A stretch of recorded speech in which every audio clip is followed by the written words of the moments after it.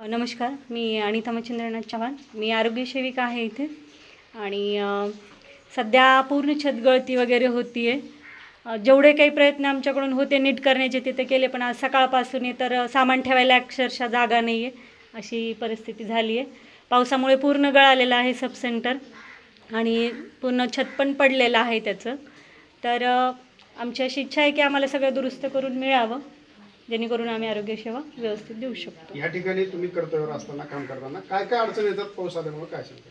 पाऊस आल्यावर सर बसायला जागा नाहीच आहे. आज सकाळपासून बघताय तुम्ही आणि सगळं उपकेंद्र तर तुम्ही बघितलं आहे. सध्या सगळीकडे पाणी साचलेलं आहे.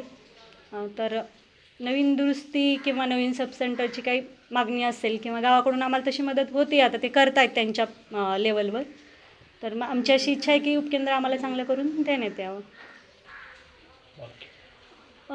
असंच अचानक जर आता अशी परिस्थिती असताना जर पेशंट आलं तर प्रत्येक पेशंटला वाटतं की आम्हाला बसायला चांगली जागा असावी किंवा ठिकाण असावं.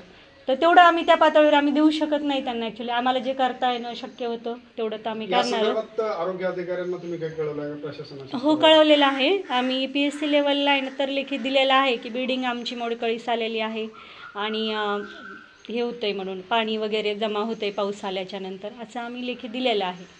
नमस्कार, मी अनिता मच्छिंद्रनाथ चव्हाण. मी आरोग्य सेविका आहे इथे आणि सध्या पूर्ण छतगळती वगैरे होती आहे. जेवढे काही प्रयत्न आमच्याकडून होते नीट करण्याचे तिथे केले, पण आज सकाळपासून तर सामान ठेवायला अक्षरशः जागा नाही आहे अशी परिस्थिती झाली आहे.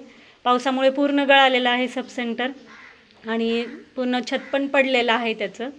तर आमची अशी इच्छा आहे की आम्हाला सगळं दुरुस्त करून मिळावं, जेणेकरून आम्ही आरोग्य सेवा व्यवस्थित देऊ शकतो. या ठिकाणी तुम्ही कर्तव्यावर असताना काम करताना काय काय अडचणी येतात पाऊस आल्यामुळे काय सांगता?